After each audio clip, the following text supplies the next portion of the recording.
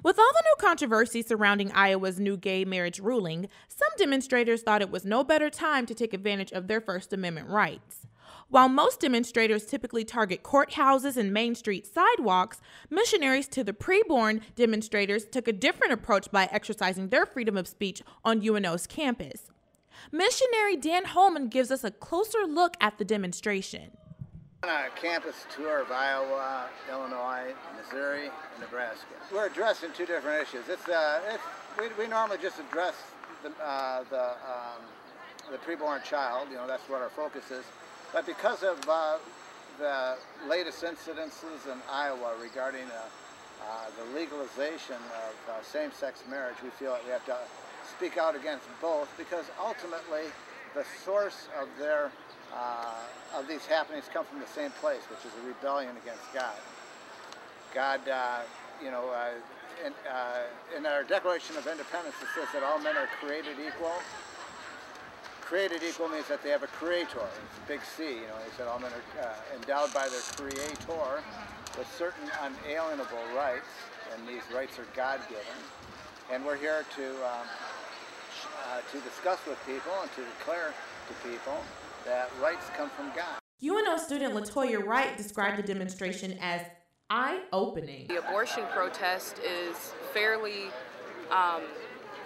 alerting and just really opens a lot of people's eyes and makes them aware to actually what they are aborting and how it will look. There's a pretty graphic picture over there, and it just kind of stopped me in my tracks. So it had an effect on me, even though I wouldn't get an abortion, but that just kind of steers me even further away from thinking about it. So I think it's great for UNO's campus. But not all UNO students were receptive to the protest. UNO student Colleen O'Doherty was infuriated with the demonstration and felt it was necessary for liberals like herself to encourage strong opposition. I think it's great that they have those First Amendment rights. I wouldn't want to change that, so that's why I don't like it when people are like, oh, they shouldn't be able to be here, anything like that. But I think they need to be made aware of how they're looking and how they're sounding, and I think the best way to do that is to engage them, because it does make me angry when I see that kind of hate speech. I think it's disrespectful, and the abortion thing, I don't like how they're going about it. And then with the sodomy ruining nations, that's hate. Mm-hmm. That's never excusable. We do not live in, that's not even medieval. I mean, it's not even animal. It's just disgusting. It's hateful, and there's enough crap and hate and war and everything else in the world. We don't need to be attacking other people just because they don't feel the same way or have the same sexual orientation that everyone else does.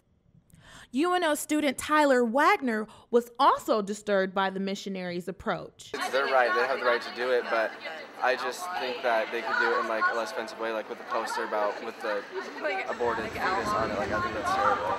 You can get your point across without having to use graphic imagery. Both groups of demonstrators acknowledged the right to express different beliefs on campus, but both groups believed one was absolute. Sodomy is sin, folks. It's an abomination in God's eyes. Though hand join hand, the wicked shall not go unpunished on the day of judgment. It's a great evil. With UNO News, I'm Felicia Mesadieu.